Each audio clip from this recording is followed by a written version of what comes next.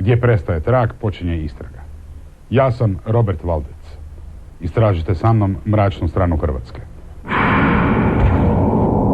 Hrvatska zona sumraka. Dragovoljca protjeruju u Srbiju, a četniku dodjeljuju braniteljski status i dionice.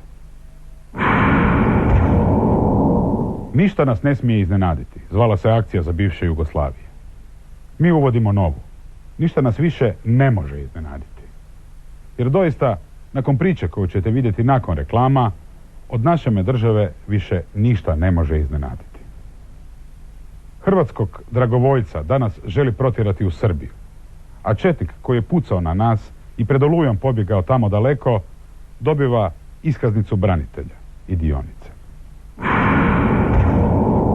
Na mračnoj strani Hrvatske, u našoj zoni sumraka, zbivaju se mnoge stvari u koje je teško povjerovati. Poput ove priče iz Hrvatske Ivane Mandić. Hrvatskog dragovoljca žele protjerati u Srbiju, a četnik koji je pucao na nas i pred Olujom pobjegao tamo daleko, dobiva iskaznicu branitelja i dionice. A što im je zajedničko? Igrom sudbine, dragovoljac živi u kući koju je nakon bijega prodao četnik.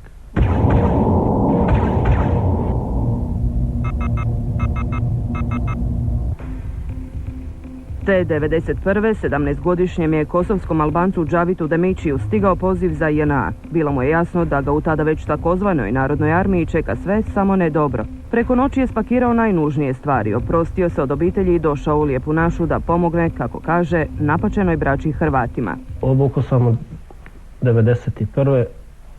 u 8. mjesec i do 94. kraj 94. Golobrad je mladić s grupicom sunarodnjaka, također dragovoljaca, raspoređen na prvu crtu obrane Siska u legendarno Komarevo. Svaki je čovjek u rovu tada zlata vrijedio. Niko nije me pitao jel ti znaš govorit, niko nije me pitao jel ti znaš pucat. Evo ti puška. Preživjeti dan bilo je poput zgoditka na lutriji. Na to je mjestašce svakodnevno padalo i do 3000 granata. Samo su najhrabriji mogli izdržati pakao Komareva. Dževid Demaći je bio jedan od boljih hrvatskih vojnika, izvršavao je sve zapovjedi u to vrijeme koje su pred njega bile postavljene i bolje nego što se od njega očekivalo, s obzirom da čovjek nije znao ni hrvatski jezik. I tako više od 3 godine.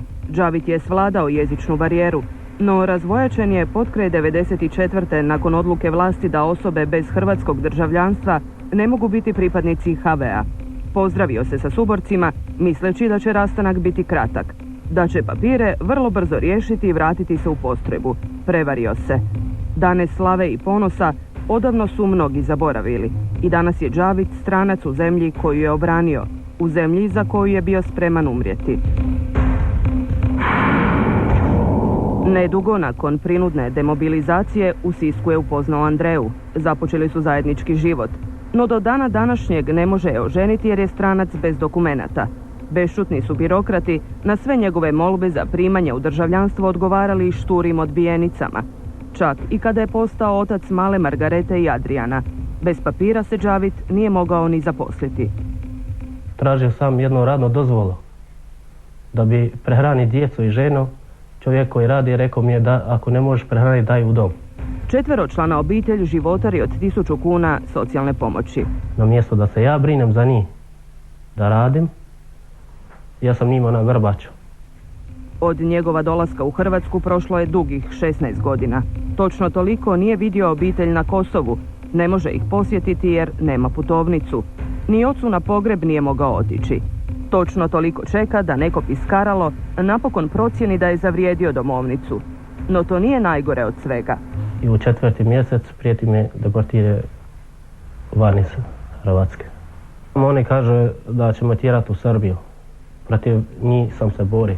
Jedina je sreća što mu obitelj, barem za sad, ima krov nad glavom. Na korištenje u Petrinji dobio kuću na adresi Đure Tiljka 1. U njoj je do Oluje živio krajinski odmetnik Ranko Lončarević. Kada se san o velikoj Srbiji rasuo kao kula od karata, pobjegao je tamo daleko. Živi u Sremskoj Mitrovici, a kuću je prodao APN-u. I tu počinje naša nova, možda još i apsurdnija priča. Pitanje je bi li se tko još sjetio odbjeglog krajišnika Lončarevića da na njegovu staru adresu, onu na kojoj danas živi Džavit, nije stiglo pismo iz Ministarstva hrvatskih branitelja. Otvorio ga je naš sugovornik i doživio šok. Probljedio je od muke. Poštovani gospodine Lončarević, u privitku ovog dopisa dostavljamo vam iskaznicu hrvatskog branitelja iz Domovinskog rata koja služi za ostvarivanje prava utvrđenih Zakonom o pravima branitelja kao i ostalim pozitivnim propisima Republike Hrvatske. Džavit je mislio da sanja ili da je riječ o nečijoj neslanoj šali. Zar je moguće da je status branitelja dobio neprijateljski vojnik, dok njega, hrvatskog dragovoljca, čeka izgon? Što sada radi? Odlučio je pozvati istragu u pomoć. I mi smo odmah prionuli na posao. Počeli smo od Erste Invest fonda, kako bismo se uvjerili je li srpski odmetnik uistinu stekao braniteljske bodove. Novinar istrage nazvao je fond i predstavio se kao Lončarević. Ja sam hrvatski branitelj Ranko Lončarević. Bio sam pripadnik 57. brigade Marijan Celjak iz Siska, pa bih samo htio provjeriti svoj izračun bodova, ako može. Niste dobili potvrdu? Ne. Pa vama je to bilo poslano u 4. mjesecu prošle godine na kućnu adresu. Aha, pa nisam dobio nikakvu potvrdu, pa rekao da provjerim. Da, u Petrinju, Đuke, Ciljka, broj 1. Da. Da, tužna je naša istina. Odmetnik se stvarno nalazi na popisu hrvatskih branitelja.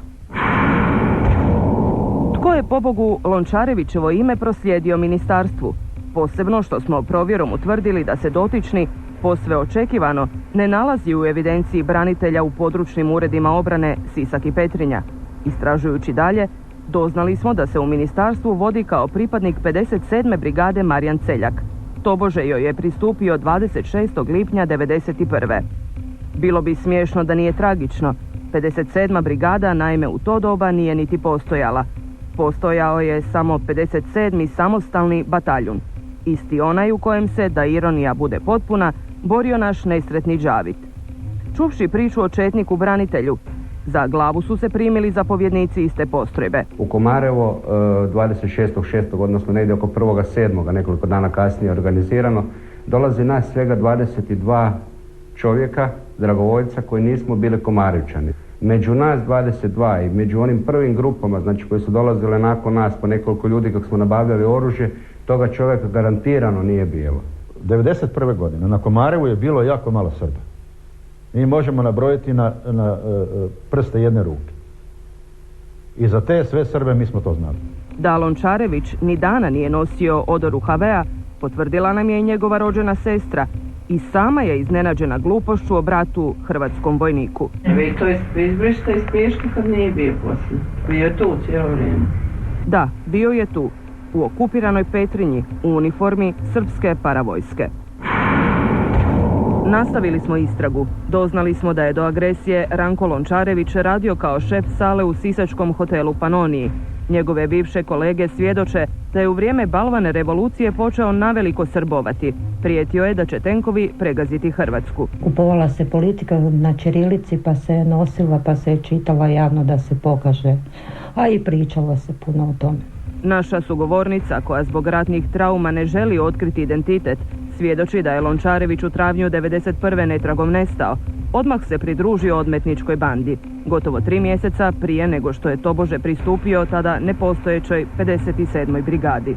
Borio se protiv Demićija i protiv svih ostalih hrvatskih branitelja. Ovo je jedna žalosna priča da oni koji su rušili Hrvatsku dobijaju statuse hrvatskih branitelja, a oni koji su pravili Hrvatsku državu da im prijeti deportacija u državu protiv koje se borili. Ponovit ćemo ne vjerujući vlastitim ušima. Džavita čeka izgon u Srbiju. Da budemo sarkastični, možda ga ondje ugosti Lončarević, njegov brat po oružju. No stvarnim Demićijevim suborcima nije do ironije. Najavljuju da deportaciju neće dopustiti. Ne mogu doći do sebe, taki čovjek nema hrvatsko državljanstvo. Jedan golman Rijeke, Dragan Žilić, koji je došao iz Srbije, Srbin, dobio brani za Rijeku godinu dana, dobio je državljanstvo Republike Hrvatske. Čovjek koji je dragovoljac Domovinskog rata, čeka domovnicu već 16-17 godina, ne može dobiti. Majko Božja, u kakvoj mi to zemlji živimo? Ja se pitam koliko još moram biti ovdje u Hrvatsku da bi dobio državljanstvo. Samo to se pitam. Poštovani ministre Kirini, poštovana dopredsjednice Kosor, nadamo se da ste odgledali večerašnju istragu. Čini se da će unutarnja kontrola imati pune ruke posla u vašim resorima. Prvo treba objasniti zašto siroti Džavit na domovnicu čeka 16 godina. Drugo, tko je to na listu branitelja samoinicijativno upisao ime jednog četnika? Da, bila je ovo još jedna priča iz Hrvatske.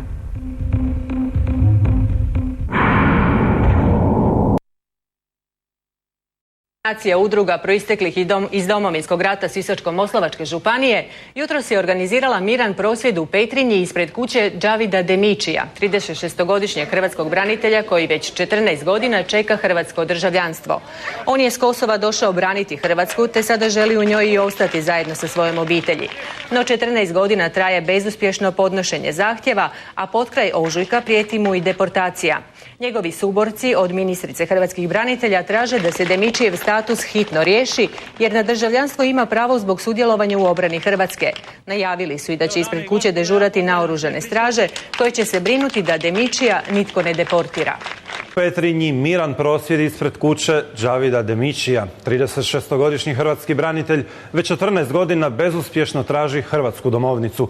S Kosova je došao braniti Hrvatsku, a danas mu prijeti deportacija. U Petrinji miran prosvjed ispred kuće Džavida Demičija, 36-godišnjega hrvatskog branitelja koji već 14 godina neuspješno traži domovnicu. Hrvatsku je 1991. došao braniti s Kosova, a danas mu prijeti deportacija. Džavid Demiči početkom 90-ih došao je u Hrvatsku i odlučio se uključiti u njezinu obranu. Od 93. kada je demobiliziran, neuspješno traži hrvatsko državljanstvo. Potkraj ožujka ističe mu dozvola boravka i postoji realna šansa da bude deportiran. Loše se osjećam, jednostavno sa strahom živim. Šta će biti sa mnom? Sa strahom hodam, cestom, ulicom, ne osjećam se kao građan tu. Sa suprugom Andreom nikada se nije vjenčao jer bez dokumenata to nije bilo moguće. Žive od socijalne pomoći i dječjeg doplatka u kuću kojim je dodijelio APN. Jedna apsurdna situacija je ta zato što je moj suprug dobio zdravstveno osiguranje, što je najvažnije u jednoj zemlji. Znači negdje neka kvaka postoji.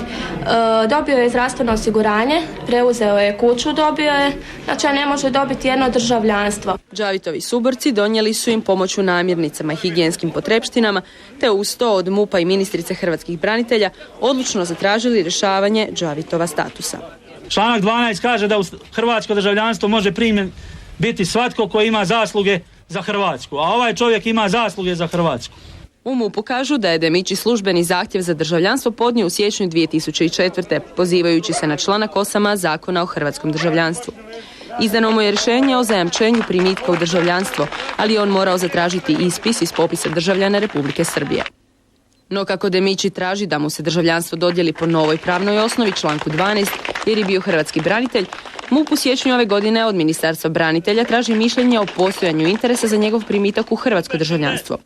Onda Ministarstvo branitelja od MUP-a traži dodatne dokumente, ratni put i potvrdu o nekažnjavanju. Sad, u MUP-u kažu da su te dokumente dostavili prošlog petka, a u Ministarstvu branitelja da ih do danas nisu zaprimili. I dok dva ministarstva između sebe prebacuju lopticu odgovornosti, članovi braniteljskih udruga najavljuju da će ispred kuće dežurati naoružane straže, koje će spriječiti Demičijevu deportaciju iz Hrvatske.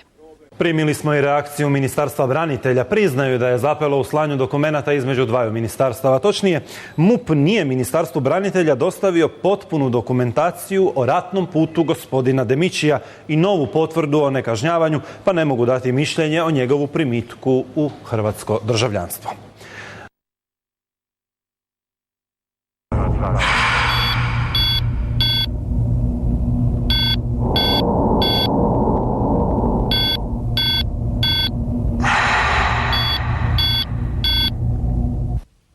Udruženi branitelji i istraga još jednom pobijedili birokrate. Hrvatski dragovoljac nakon 16 godina čekanja dobit će domovnicu.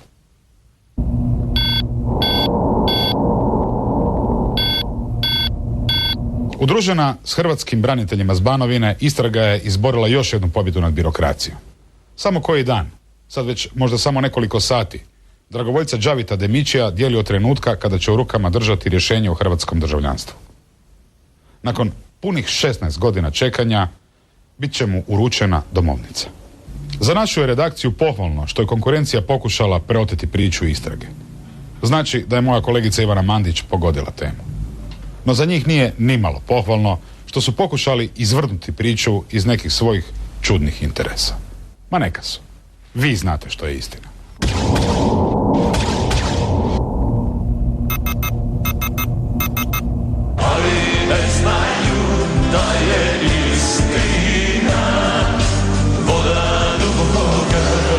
Naša priča o kosovskom Albancu koji se maloljetan pridružio obrani Hrvatske na samom početku srpske agresije uzbunila je javnost. Nitko nije mogao vjerovati da država za koju je bio spreman dati život još od 1991. procjenjuje je li dostojan njezinog državljanstva.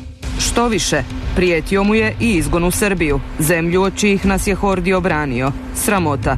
No kad je u doba slave i ponosa kao jedan od rijetkih dragovoljaca otišao u legendarno Komarevo, priča je bila drukčija. Niko nije me pita jel ti znaš govoriti, niko nije me pita jel ti znaš pucat. Evo ti puška. Još je možda i veći šok izazvalo naše otkriće da je iskaznicu hrvatskog branitelja dobio Ranko Lončarević, koji je, ironijom sudbine, do Oluje živio upravo na današnjoj Đavitovoj petrinjskoj adresi. Taj je Srbin tijekom cijele okupacije bio u odmetničkim postrojbama. Nakon što je čula da je proglašen hrvatskim braniteljem, za glavu se uhvatila i Lončarevićeva rođena sestra.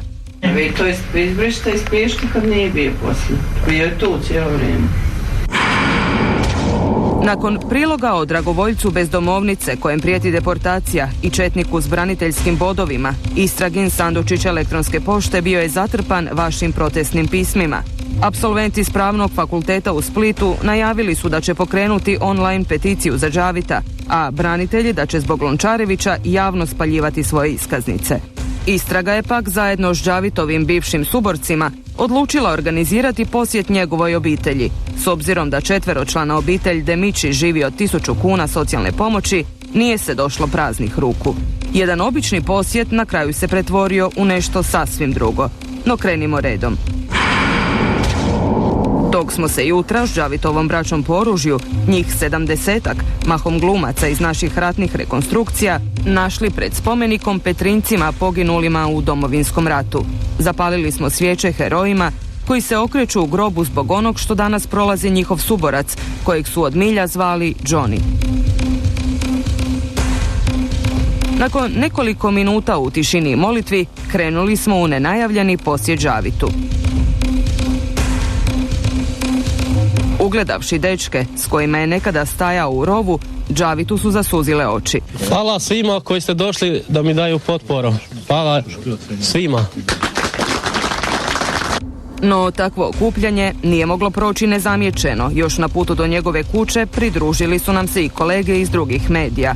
Među inima je ekipa konkurentske televizije. Iskreno, bilo nam je drago što naša tužna priča o Đavitu ima toliki odjek, pri čemu smo podrazumijevali profesionalnost drugih novinara. Fotoaparati su bljeskali, a kamere snimale, dok su se pred Johnnyjevom kućom prijatelji izmjenjivali s riječima potpore. Poruka gospođi ministrici Jadranki Kosor. Molim vas, dođite lijepo ovdje. Vi ste resort koji se mora brinuti za hrvatske branitelje. Dođite i učinite nešto. Juper šendes, piutviri krejš čiptaret, ne Hrvatima jubaš kanđit, ne reguli problemi ne Đavi Demići. Ja vas molim, gospođo ministrice, da se ovo ne dešava radi drugih branitelja, radi poticanja na suicid. I tako redom. No u jednom je trenutku uistinu pala nesmotrena izjava. U žaru je govora izrečeno da će prijatelji spriječiti deportaciju, te da će Đavitovu kuću, bude li potrebno, štititi naoružane straže. Svima je bilo jasno da je ta poruka bila figurativna, barem svima dobronamjernima. I tako je bez ikakvog incidenta ubrzo završilo naše druženje s Đavitom. Naša je ekipa krenula put Zagreba, radosna što smo od MUP-a doznali da će Đavit ubrzo dobiti domovnicu. No u redakciji smo ostali zatečeni izvještajima na konkurentskoj televiziji. Prvo, izmislili su da je riječ o prosvjedu koordinacije udruga iz Domovinskog rata. Ajde neka. Mislili smo da su nam dali malo previše na važnosti kad se snimanje jedne obične istragine reportaže naziva prosvjedom. Ali ubrzo smo shvatili da se iza pretjerivanja ipak nešto krije. Naša je kolegica tendenciozno brijala o tobožnjim naoružanim stražama. Znali smo da će to zakomplicirati stvari. Nekoliko sati poslije, Džavid Demići i pukovnik Ivica Pandža Orkan, umjesto da se raduju uspjehu, pozvani su na obavijesni razgovor u Petrinjsku policiju, koja je tragom TV izvještaja stekla dojam da se u najmanju ruku podigla oružana pobuna. Podvala je, hvala Bogu, brzo razotkrivena i dečki su mirno otišli kući. Ali s gorčinom u ustima i porukom, nikad više ni riječi dotičnoj novinarki.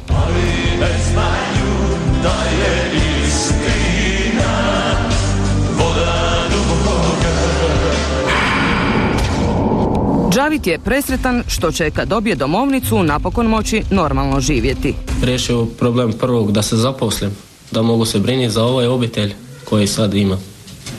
Riješio bi problem da idem svoju dole da je vidim, koji nisam i vidio 17 godina, a pola života sam živio tamo 17 godina, a sad toliko živim tu u Hrvatskoj. S papirima koji život znače moći će se i oženiti. Doznajemo da je nakon prošlotjednog priloga istrage Džavid dobio i nekoliko ponuda za posao. Umjesto vojničke odore uskoro će vjerojatno nositi bijelo pekarsko odijelo. Petrincima će peći kruh, a obitelji osigurati kruh naš svagdašnji.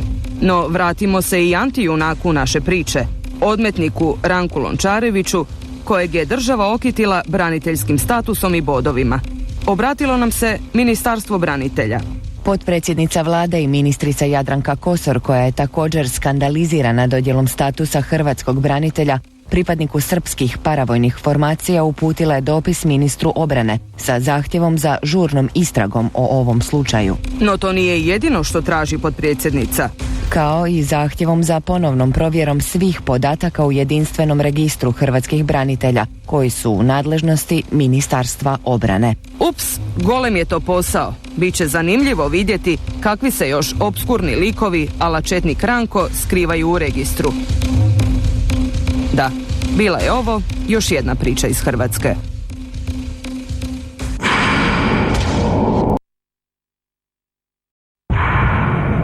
Zločin i kazna.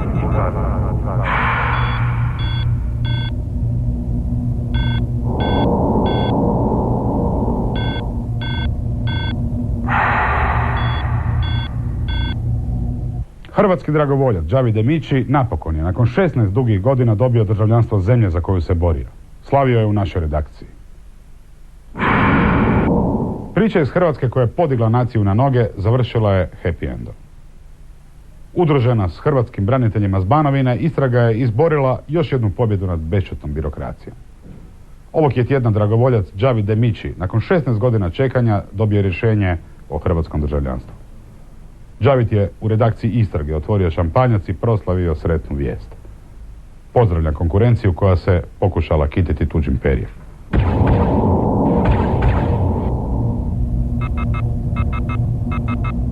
Hvala svima koji ste došli da mi daju potporu. Hvala svima. Sa suzama u očima rekao je to prošlog tjedna Demići kad ga je u Petrinji nenajavljeno posjetila ekipa istrage zajedno s njegovim bivšim suborcima, danas mahom glumcima iz naših ratnih rekonstrukcija. Premda u njegov dom nismo došli praznih ruku, tom smo hrvatskom dragovoljcu prvenstveno željeli pružiti moralnu potporu u borbi s bešćutnom birokracijom. S parazitima na državnoj sisi koji nevjerojatnih 16 godina nisu htjeli dati državljanstvo tom kosovskom Albancu koji se na samom početku srpske agresije priključio obrani Lijepe naše.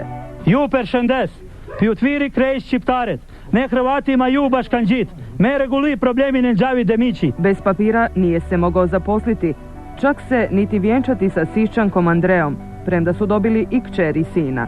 No nakon okupljanja branitelja i pritiska istrage, sustav se napokon pokrenuo. Iz MUP-a nam je javljeno da je Johniju, kako ga od milja zovu braća po oružju, izdano rješenje o primanju u hrvatsko državljanstvo. Bio sam uzbuđen i nisam mogu vjerovati da je stigla. Nakon toliko vrijeme. Rješenje je stiglo. Hoćeš nam ti pročitati šta tu piše? Prima se u hrvatsko državljanstvo Džavid Demići, otac Riza, rođen 96-70, mjesto rođen Obrija, Eperme, Srbija. I kad smo se uvjerili da ne sanjamo, došlo je vrijeme za zdravicu. U našoj redakciji već ohlađeni šampanjac dočekao Džavita i prijatelje.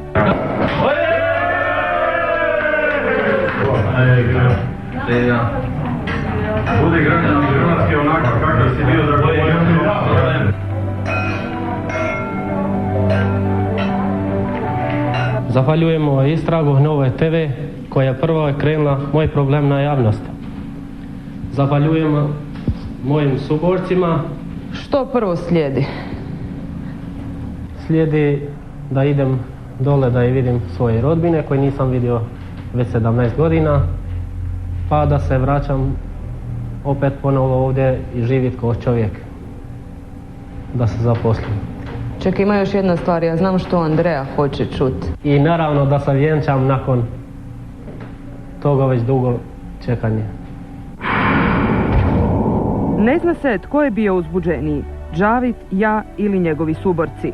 Oči su zasuzile i prekaljanom ratniku, Džonijevu zapovjedniku iz legendarnog Komara. Želim mu samo neka bude onakav građanin kakav je bio dragovoljac u Domovinskom ratu.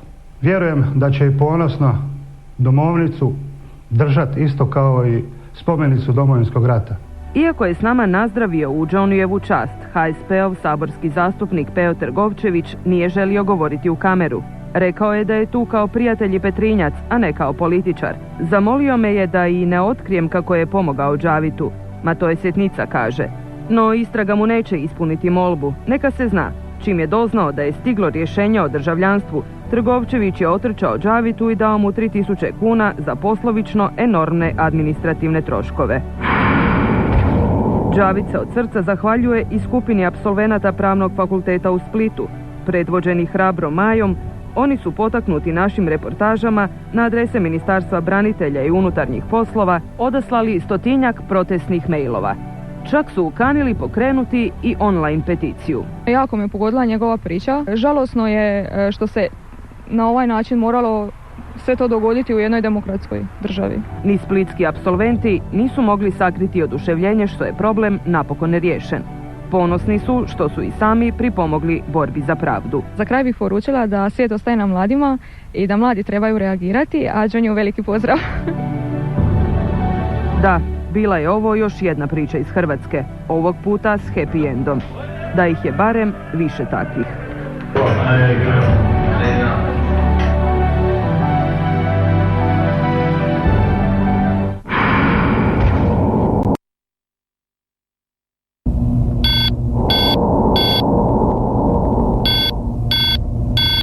Hrvatski dragovoljac Džavid Demići čekao je više od 10,5 desetljeća da dobije naše državljanstvo. Čekao i dočekao da se istraga uključi u slučaj i podigne naciju na noge. Ovoga je tjedna u Petrinji posjetila Jadranka Kosor, ali ne praznih ruku. Bila je to dobra prigoda da se prisjetimo još jedne naše priče. One o četniku Lončareviću koji je dobio braniteljsku iskaznicu i bodove, premda je cijelog rata pucao po nama. A pred Olujom pobjegao je tamo daleko. Revoltirana ministrica ekskluzivno najavljuje reviziju cijelog popisa hrvatskih branitelja. Ime po ime.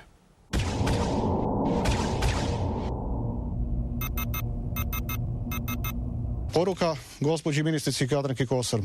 Molim vas, dođite lijepo ovdje. Vi ste resort koji se mora brinuti za hrvatske branitelje. Rekao je to jedan od suboraca Džavita Demićija, kosovskog Albanca koji je ratne 1991. kao 18-godišnjak došao u Hrvatsku i pridružio se, kako sam kaže, braći Hrvatima u borbi protiv srpskog agresora.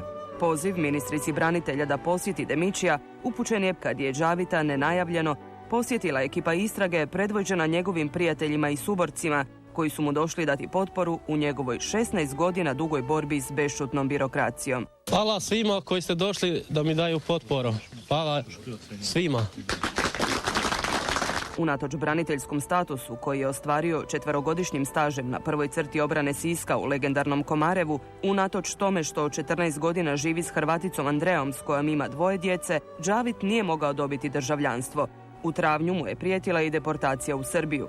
No nakon što je istraga javnost upoznala s njegovom tužnom pričom, stvari su se napokon pokrenule. Samo 4 dana nakon okupljanja u Petrinji, Džavit Demići je primio rješenje da je postao hrvatski državljanin. U njegovu čast u našoj redakciji otvoren šampanjac. U trenucima kada je u rukama čvrsto stiskao toliko željeno rješenje, Džavit je već bio zaboravio na poziv svog suborca ministrici Kosor. Skroman kakav je, nije ni sanjao da bi njegov dom uistinu mogla posjetiti ministrica branitelja. Stoga je doslovce ostao bez daha kad su ga iz resornog ministarstva obavijestili da mu u goste dolazi glavom i bradom Jadranka Kosor. Ja sam uzbuđen, nikad nisam očekivao da će tak nešto biti ili dolaziti baš u našu kuću. Dok su svoju ministricu Džavitovi suborci s nestrpljenjem čekali pred kućom, on nam je s ponosom pokazivao domovnicu. Inače, tihe prirode, ovog je puta tremu zbog posjete tako visokog gosta ublažavao razgovorom. Predao sam za putovnicu, osobnu kartu, nadam se za 14 dana da će biti, pa krenim dole obići svoje. Sad sam najsretnija što je moj tata dobio domovnicu, što će napokon dobiti posao. I dok smo se mi tako zapričali, pred Džavitovom se kućom zaustavila crna limuzina. Dobar dan, da vas pozdravim. Vanje, domaćini. Dobar dan, lijepo vas pozdravljam. Danas sam došla sve vas pozdraviti ovu lijepu i vrijednu obitelj uz koju ste svi vi stali. To je važno, to je dobro, tako treba stati u svakog hrvatskog branitelja. Ministrica nije došla praznih ruku. Čuvši da Džavit punih 17 godina nije vidio svoju mnogobrojnu obitelj na Kosovu, odlučila je da troškove njegova posjeta kući plati Ministarstvo branitelja. Ovo je ta odluka o dodjeli sredstava za vaš put. I ono još važnije, doznajemo kako će Ministarstvo obnove idućih dana izdati darovnicu kojom će kuća u ulici Đure Tiljka 1 napokon postati vlasništvo obitelji Demići. Meni je potpuno nejasno da se svih tih godina ovaj problem nije mogao riješiti. A kako je to tek Džavitu nejasno? Toliko da još uvijek ne vjeruje da uistinu ima hrvatske dokumente. Ja prvi put kad sam dobio rješenje, ja svako jutro idem gledati je li to stvarno stigla ili ne. A gdje ste ga stavili? Na čuvano mjesto? Duboko. Na sreću, Džavitov problem je riješen. No, istraga nije zaboravila ministricu podsjetiti na sramnu pogrešku kojom su iskaznica hrvatskog branitelja i braniteljski bodovi dodijeljeni pripadniku srpske paravojske, četniku Ranku Lončareviću. Ministarstvo obrane je poslalo priopćenje gdje su oni objasnili da se to dogodilo zbog greške u njihovom prijepisu. Ovakve greške su prvo nedopustive, nezamislive, jer one izazivaju traume, nepotrebne boli i nepotrebno onda vrlo često povjerenje i u sustav. U tome se ministrica apsolutno slažemo s vama. Stoga, da bi se uvjerili da ćemo u budućnosti biti pošteđeni sličnih boli i trauma, upitali smo resornu ministricu kako možemo biti sigurni da u braniteljskom registru ne čuči još koji Lončarević. Čuvši odgovor, shvatili smo da smo izvojevali još jednu pobjedu. Ja sam nakon toga zahtijevala da se doslovce ide sada provjeravati svako ime i svaki slučaj, jer pomisao da se još negdje možda nešto takvo dogodilo me uistinu dovodi do očaja. Da, dobro ste čuli. Slijedi provjera cijelog jedinstvenog registra hrvatskih branitelja. Ime po ime i tako 500.000 puta. Približio se rastanak. Prije odlaska ministrica je razgledala skroman Džavitov dom i pri ulasku u sobu male Margarete i Adriana upala u zamku. Šta piše ovdje? Nemoj pročitati. Nemam naočiti. Ako uđeš u sobu bez kucanja, plaća se 19 kuna. A nismo kucali 19 kuna. To se nas ne tiče koji čistimo. Zorane, imate 19 kuna za posuditi. Evo 20, bez kusura. Evo Mila. Bez kusura. Dobro je. I onda pravi rastanak uz obećanje u ponovni susret. Za malo. Ujoj, gle. Nemojte me sad rasplakati. Ne, ma kakvi neće. Ona voli djecu.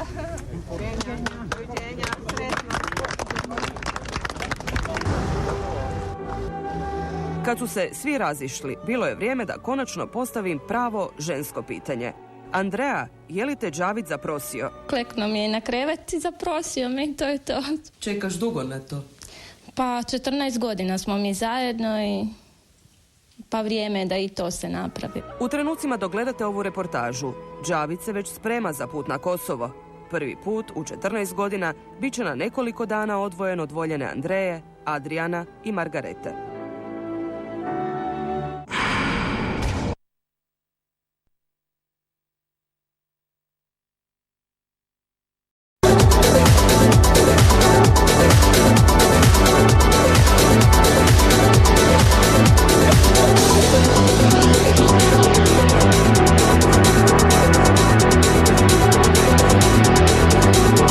Poštovani gledatelji, dobar dan. Dobrodošli u Život uživo. Pogledajte što smo vam za danas pripremili. Pokušavamo pomoći hrvatskom branitelju Demićiju da nakon 16 godina dobije domovnicu.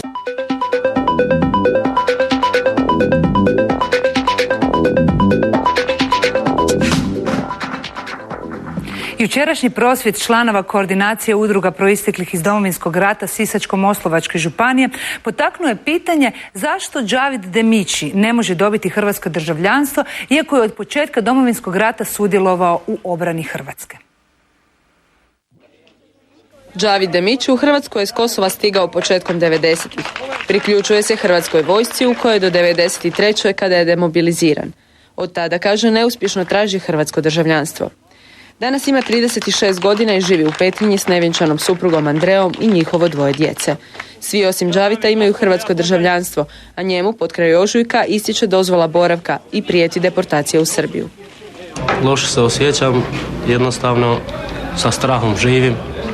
Šta će biti sa mnom? Sa strahom hodam, cestom, ulicom, ne osjećam se kao građan tu. Kaže kako je u 14 godina uputio desetke zamolbi za rješavanje njegova statusa, no nijedna nije riješena.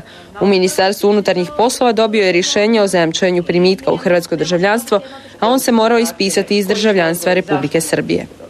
Jednostavno se bojao kao hrvatski branitelj otići tamo, izvaditi pasoš i ne znam, mi smo se htjeli puno puta vjenčati, nismo mogli i tako.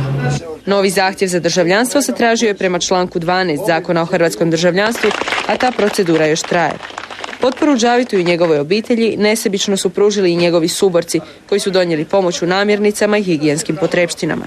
Uz to od MUP-a i Ministarstva branitelja traže da se procedura dodjele državljanstva ubrza i pozitivno riješi. A obitelj Džavita Demićija nada se pozitivnom rješenju. S domovnicom bi i Džavit mogao dobiti posao i tako olakšati život četveročlanoj obitelji koja danas živi od 1500 kuna socijalne pomoći i dječjeg doplatka. U studiju Života uživo pozdravljam Filipa Damjanovića, načelnika uprave za upravne i inspekcijske poslove MUP-a Republike Hrvatske. Dobar dan i dobrodošli. Dobar dan, pozdrav gledateljima. Evo ga, zajedno smo pogledali prilog, vi ste vjerojatno upoznati sa slučajem gospodina Demićija. Svi su dokumenti kod vas u MUP-u, kad će njegov predmet biti riješen, hoće li dobiti domovnicu ili ne? Ja sa zadovoljstvom priopćavam da će predmet biti riješen na povoljan način za gospodina Demićija. Kod toga moram naglasiti da bi po redovnom tijeku stvari predmet bio svakako riješen upravo ovako kako će i biti. Međutim, ne znam uslijed čega je nastala sva ova pomutnja, spominjanje deportacije, problemi ovi oni, sve skupa mislim da nije trebalo tako potencirati jer zato nije postojao razlog. Jer kao što smo čuli u prilogu, bilo je i zajamčenje gospodinu Demićiju izdano. Po tom zajamčenju, dakle, kad se izdaje zajamčenje o primitku, znači da osoba u cijelosti ispunjava sve uvjete i to je, zato mu se daje zajamčenje, osim otpusta iz ranijeg državljanstva. Dakle, jasno... Koje on uvjete trebao zadovoljiti? Koje, dakle, jedan čovjek, u ovom slučaju i branitelj hrvatski, treba zadovoljiti uvjete da dobije hrvatsko državljanstvo? Dakle, ovo je, s obzirom na kratkoću emisije, nemoguće objasniti sve uvjete, ali je činjenica da na temelju Ustava Republike Hrvatske Zakonom o hrvatskom državljanstvu se rješava pitanje stjecanja državljanstva Tim zakonom je propisano zapravo da se hrvatsko državljanstvo, kao što je to inače u svijetu, stječe podrijetlom, zatim da se stječe rođenjem na području Republike Hrvatske i prirođenjem, kao i međunarodnim ugovorima. O međunarodnim ugovorima, iako stoji u zakonu, do sada nismo imali te situacije zaključivanja međunarodnih ugovora, dakle oko stjecanja državljanstva. A što se tiče na koji način je gospodin Demići mogao, on je dakle mogao steći po osnovi članka 8, dakle to je najčešći oblik po kojem stranci stječu državljanstvo, a to je dakle prirođenjem. Dakle, osoba koja se toliko prirodi, odnosno suživi sa zemljom u kojom živi, odluči živjeti u njoj, treba ispunjavati određene uvjete. Kod nas je potrebno najmanje 5 godina neprekinutog. A zašto je to kod njega trajalo 14? 16 čak godina? Treba se vratiti na činjenice, jer uvijek govorimo o činjenicama. Činjenica je da je gospodin podnio zahtjev, da mu je u tom postupku izdano zajamčenje i da je samo se čekao otpust iz bivšeg državljanstva da bi dobio državljanstvo. Međutim, on nije reagirao, nije donio. Kod toga opet moram naglasiti da je cijelo vrijeme se išlo in favorem, u prilog gospodinu Demićiju, upravo uvažavajući sve ove okolnosti o kojima je bilo govora. Recite mi konkretno kada će dobiti? Ja vjerujem da će s prvom poštom koja ide u Sisačko-Moslavačku, nisam siguran, mislim da je to sutra ili preksutra, stići i rješenje za gospodina Demićija. Gospodin Demićije, javljaju mi iz režije na telefonskoj vezi. Gospodine Demići, jeste li čuli ovaj zadnji odgovor gospodina Damjanovića? Sljedećom poštom u Petrinju vam dolazi rješenje o državljanstvu. Jesam čuo. Pozdravljam vas u emisiju. Pozdravljam predstavnika MUP-a Republike Hrvatske. Nadam se da će moj problem biti riješen. Zahvaljujem sve novinarima emisiju Istragu, Novo TV, koja je prva upoznala javnost sa mojim problemima, i svojim suborcima koji su mi dali potporu. Hvala. Doviđenja. Odlično, evo hvala na ovom kratkom javljanju. Čisto smo htjeli da i vas čujemo i vašu prvu reakciju na riječi gospodina Damjanovića i nadam se da ćemo sljedeći tjedan objaviti prilog u kojem ćete nam pokazati tu pošiljku i državljanstvo koje čekate već 16 godina. Vi ste to stvarno zaslužili. Evo ga, kratko smo samo uključili dakle gospodina Demića. Recite mi još samo za kraj, već smo u našim emisijama nekoliko puta pokušavali pomoći ljudima da riješe problem državljanstva. To su najčešće predmeti koji čekaju na rješenje još od početka Hrvatske države. Među njima su i mnogi hrvatski branitelji. Zbog čega to traje toliko dugo? Može li se dakle izbjeći ta birokracija? Vi čekate da Ministarstvo branitelja pošalje, ministarstvo čeka da vi pošaljete zahtjev i tako u nedogled. Malo ipak drugačije. Dobro. Dakle, nije samo riječ o nekim birokratskim postupcima. Postoje jasno utvrđeni postupci. Što se tiče hrvatskih branitelja, jedan veliki broj osoba koje nisu bile hrvatski državljani, a koji su sudjelovali u obrani suvereniteta Republike Hrvatske, su kroz Ministarstvo obrane, dakle potvrdama o pripadnosti, dakle sudjelovanju u točno određenoj jedinici, dakle Ministarstvo obrane je dosta dugo imalo jedno povjerenstvo koje je davalo, dakle, potvrdu da postoji interes da postoji interes Republike Hrvatske za primitak osobe u hrvatsko državljanstvo. Dakle, jasno, kad su u pitanju hrvatski branitelji, tu ne treba posebno obrazlagati. Kod toga je bitno naglasiti da je potrebna koaktivnost, suradnja osobe koja je u postupku, znate, jer sve bi se moglo puno lakše razriješiti. Nepotrebno je, meni je drago da je ovako završilo happy endom, ali nepotrebno je uzbunjivati zapravo javnost, jer nadamo se da mi već imamo uspostavljenu jasnu proceduru za primitak u državljanstvo svih osoba, dakle, koji ispunjavaju uvjete.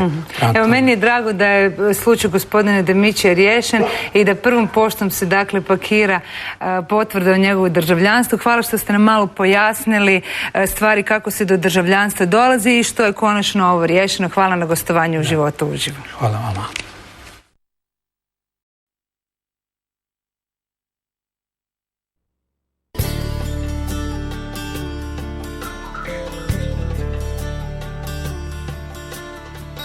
Kao stijena što se ne da žegama divljim olujama i ja nikad ne dam se kroz stvarnost lutam. Život moj je poput hladne rijeke, beskrajan i vijuga se iz nekog razloga neznana, negdje ipak prestaje. Negdje ipak prestaje.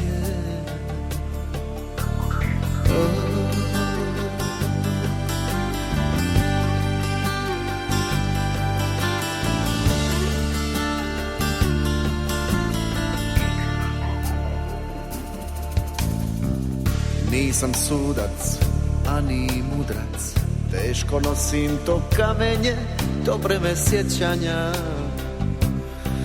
na svojim leđima.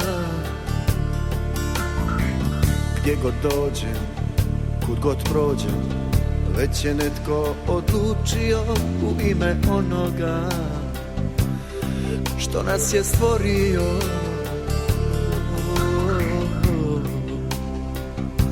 A nije se borio.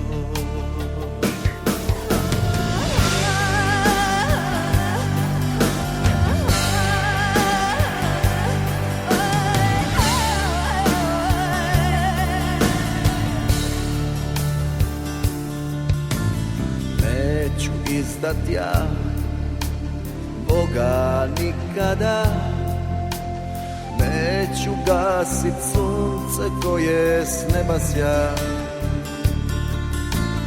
neću zbog tebe rukom na sebe, jer ti me voliš i ti se moliš za mene.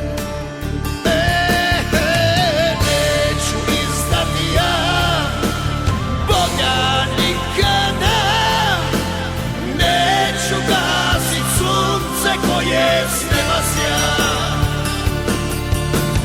neću zbog tebe rukom na sebe, jer ti me voliš i ti se voliš za mene.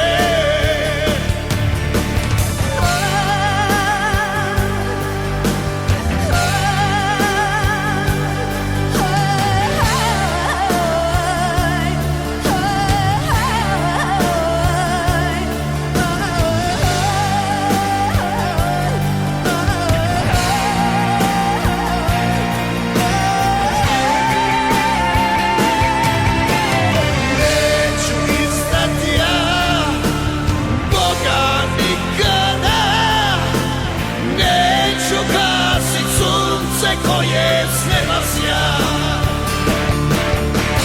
neću zbog tebe rukom na sebe, jer ti me voliš i ti se voliš za mene.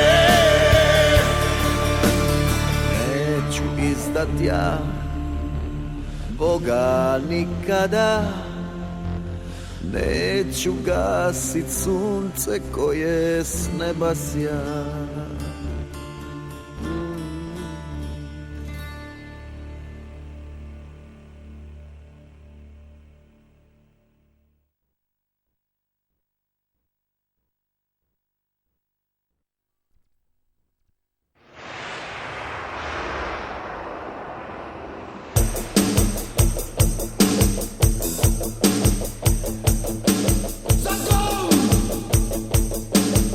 Spremni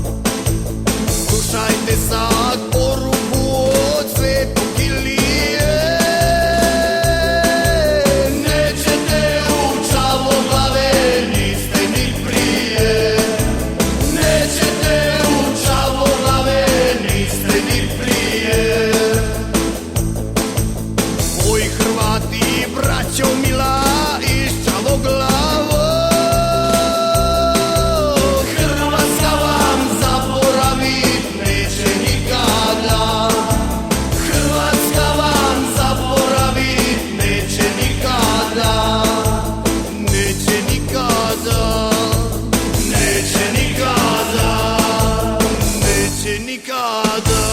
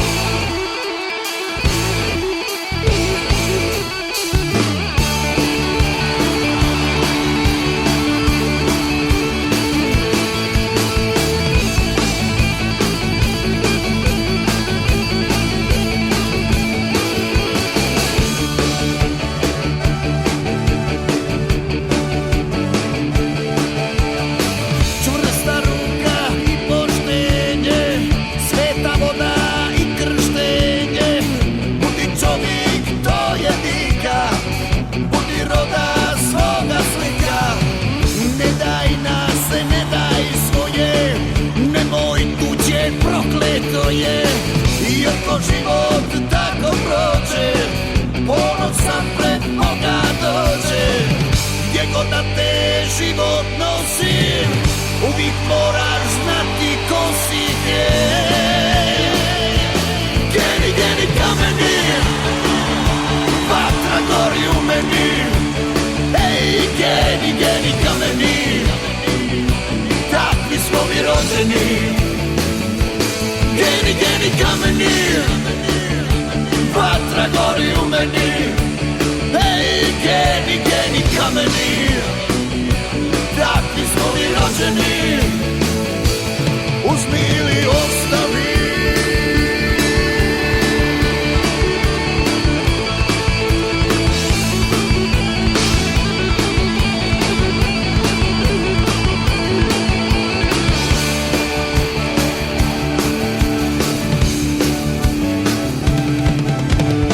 Loša bila 45-a, rasula nas preko svijeta, a sad nova loza raste, vratile se kući laste. Plave krvi bijelog lica, rađaju se nova dica, na kamenu kana svili, ti od uvijek mi smo bili.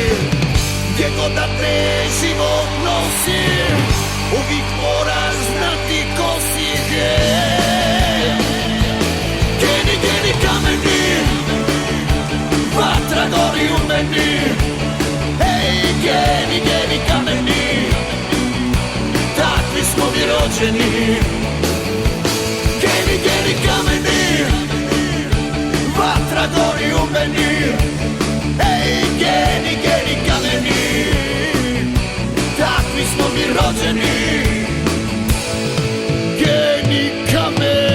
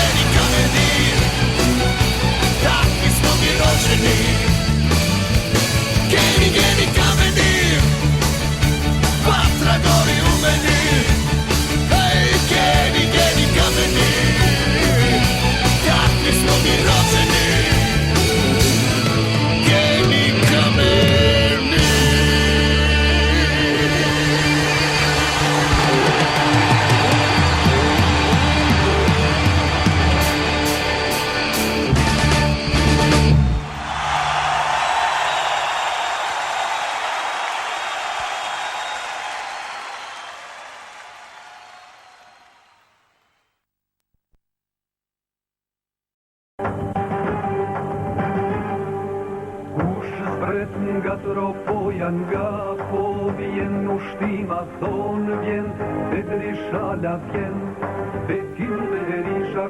Bekim Fazli Berisha, i njërë me nofkën e luftës Abeja, u lind më 15 qershor të vitit 1966 në fshatin Shkozet, ish Graboc të Pejes. Rjedh nga një familje me tradita atdhetare e liridashse.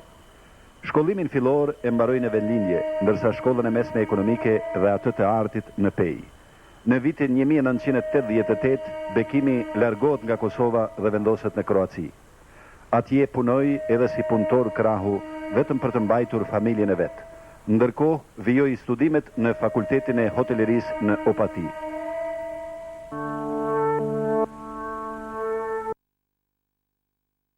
Edhe në vitin 91, Bekimi prapa kthye në Opati, edhe ka vazhdu dhe më thanë në misitet speciale elite në gardën dhe në ushtrin kroate.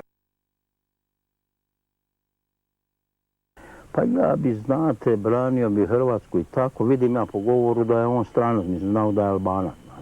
Unë jam i gatshëm të mbroj Kroacinë. Në bazë gjuhës që fliste evrej se nuk është kroat.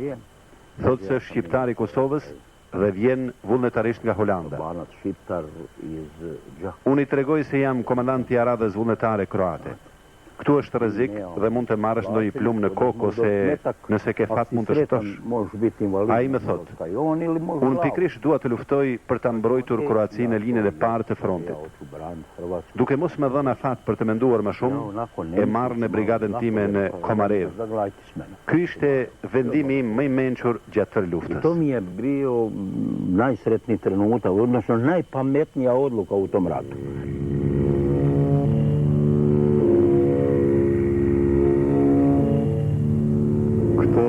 Edhe Bekim Berisha, shoku im i pandar, qëllën bashkarisht unë gjitëm në brigadën e 57 Marian Celjak, u Sisak, në Komarev, në qëllën vazhdum luftën se bashkë me shoket Gjavid Demiqit, Gjevdet Babajt, Halit Deskaj, Azem Gashi, bashkarisht krah për krah, me Bekim Berishën, fillum luftën këto qysh mujnë e 8, vitit 1991, ndaj Serbëve. Bekim Berisha ishte një ndër luftarët më i aftë këtu në këtë rajonin e Klobučakit, Komareves, Glinska, Polonës, me shokët e vetë, se ashtu edhe me shokët kroat, me shokët e Bosnës, bashkarisht me shokët me Janko Bobetkon, me Ante Bobetkon, me Gjuro Brdarcin. Këta ishin njerëz që atëherë e zhvillun rrethonat e luftës këto, sidomos në Klobučak, në Komarev, në Glinska, Polona. Prej këtij vendit u nisëm ne, ose qeresht Bekim Berisha, ku e bën edhe udhëheqjen e aksionit të tillë, mu për ata për shkak që Bekimi edhe ne si shokët tina ishëm të firmum të dalëm për të marrëm shumë aksionet ndryshme qëllat edhe kanë qenë shumë do me thonje për ushtrinë kroate. Bekim Berisha shumë më konë jaftë të kanë të dy avione kanë të në Komarev, të në raketimin e natën ishën mujnë e lejtë. Qëllimi ti ishte të na ushtrojke. Për kur të fillan lufta poshtë në Kosovë, do të na merket na çojke në Kosovë, edhe na ka ushtruar fort mirë. Ishte shumë i aftë për luftë. Bilo je dosta albanske nacionalnosti ovdje, koji su skupa s nama branili naše mjesto ovdje i skupa Hrvatsku. Bashkë me ne kroatët kanë qenë edhe luftëtarët shqiptarë, të cilët kanë luftuar duke e mbrojtur Kroacinë. Kam pas nderin që të luftoj bashkë me ta. Ndërta dallohej Bekim Berisha, të cilin e kam quajtur shok. Ai kishte përvojë dhe të gjitha minat që i kishin vendosur serbët i demontonte dhe kështu evitonte rrezikun e shpërthimit të tyre. Bekimi vazhdimisht angazhohej në këtë drejtim. Bekim je imao zadaću. Bekimi kishte detyrë që të kontrollonte territoret nga lumi Sava e deri në Klobučak. Na obala rijeke Save, znači selo Blinski kut i desno selo Klobučak. On je bio jako drag čovjek, bio beskompromisan borac. Bekimi ishte luftëtari pa kompromis dhe dua të them hapta se ai dallohej për guxim dhe profesionalizëm. Ai rrezikonte shumë. Edhe atëherë ku ndoshta nuk kishte nevojë, por kjo ishte dëshirë e madhe e tij. Ndoshta është rritur në rrethana të tilla. Su kasnije utjecale na njegov kompletan životni razvoj i psihu i sve ostalo. Imamo fotografiju jednog našeg prijatelja. Ne kemi kujtim një fotografi të luftëtarit të njohur shqiptar nga Kosova, të cilin gjatë luftës e quanim Shok. Ai ishte mik i popullit kroat dhe ka ardhur vullnetarisht nga perëndimi për të luftuar në Kroaci. Mendonte se kjo do t'i shërbente për të përgatitur për luftën në Kosovë. Iskopao je negdje na dubini od 5 metara, gotovo ispod temelja kuće. I tu je preživio i otišao u svoje selo na Kosovo. Znam da je 91. čitavo vrijeme, bili su u kući mojoj i tako. Gjatë vitit 1991, e di se gjatë tërë kohës, Bekim Berisha me Afrim Shurecin ishin këtu në shtëpinë tonë dhe luftuan bashkë me bashkëshortin dhe djalin tim. Ata ishin luftëtarë të vërtet dhe çdo rrezik e evitonin. Najbolje i tako. Da je god bilo najteže, on je prvi.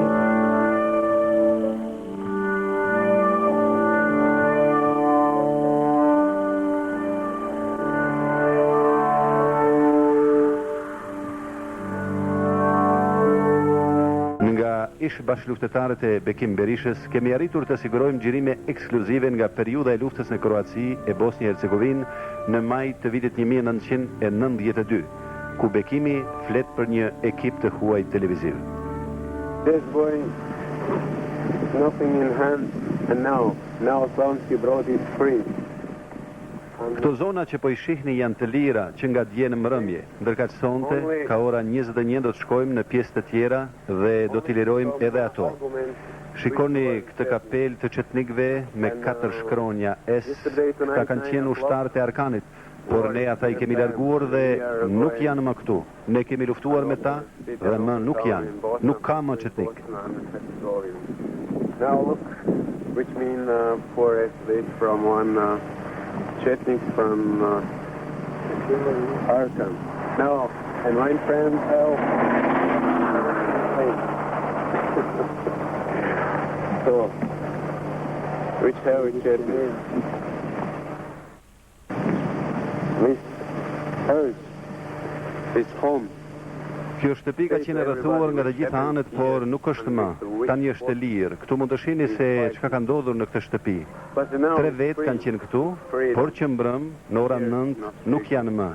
Ne I kemi shporur të gjithë çetnikët.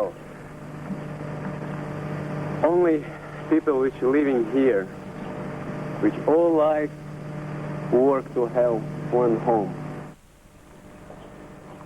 In this war here, Ky ka qenë fshati ku kanë jetuar fshatarët bosnjak dhe kroat. Ai është bombarduar me artilleri të rëndë, me aeroplan janë lëshuar bombat kasetore dhe është përdorur shumë çka nga municioni. Kjo është Bosnia e Hercegovina. Serbët nuk kanë kursyer as xhamit dhe objekte të tjera fetare. Kjo është luftë e ndyrë. Ne jemi këtu me vetëm shpresë që lufta të mbarojë sa më shpejt. Unë me të mbaruar lufta nuk do të jetoj më këtu. Jam këtu vetëm për të ndihmuar që ajo të mbarojë sa më shpejt.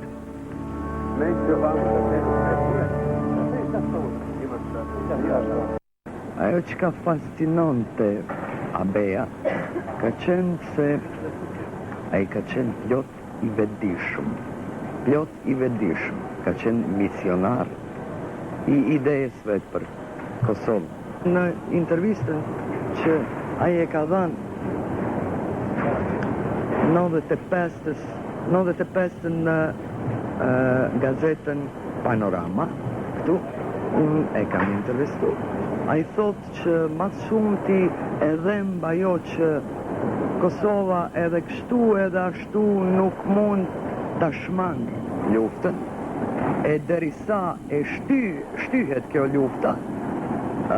Djemë të ri, do me thonë edhe të ri, bijat dhe djemë të ri të Kosovës janë të shkapërderdhur në për Europë, në për botë, të humbur, me një ndjenjë inferioriteti. E thot në intervistë, edhe të shkojmë në birt minit na shqiptarë, që dojmë të në shmangë luftës, të shkojmë në birt minit, sërbet do të na gjejnë aty edhe lufta nuk do të shmangemi luftës.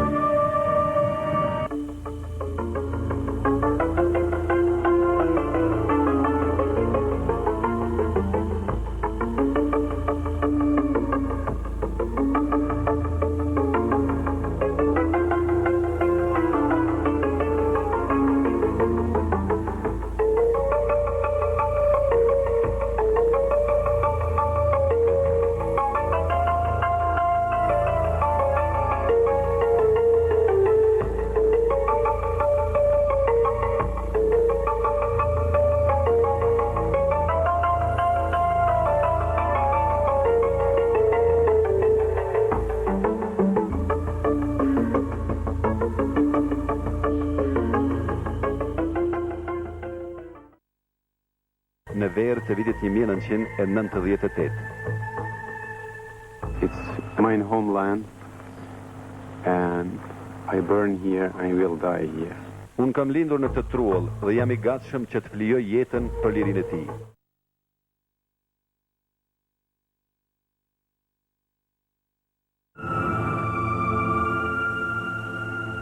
Dëshmori Bedrishala është rivarrosur në varrezat e dëshmorëve në Polac të Drenicës, kurse Bekim Berisha është rivarrosur në varrezat e vendinjes në Shkozet në Ishgraboc.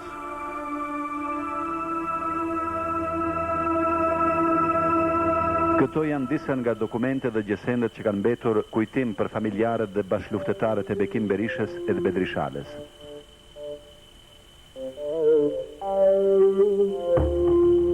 Ato do të shërbejnë për brezat e ardhshëm, dëshmi të fuqishme për sakrificën e madhe të tyre për lirinë e Kosovës.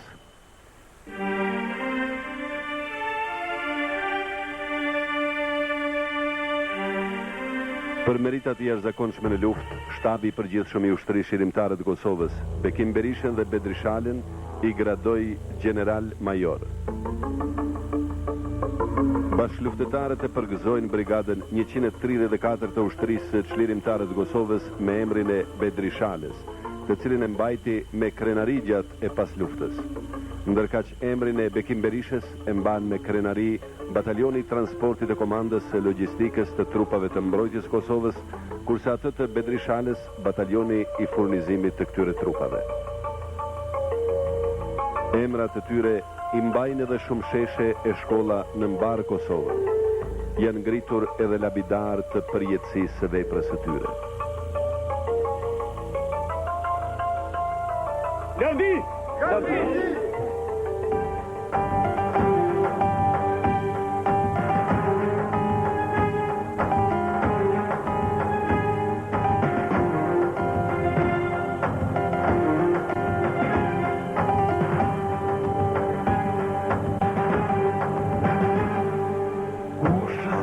Nga tropoja nga po vjen ushtima thonë vjen Bedrishala vjen Bekim Berisha kullat e junikut nga një gjamel shoj Bedriu e Bekimi thonë këtu do të luftoj s'mund të vimoj lotë në Drenicë me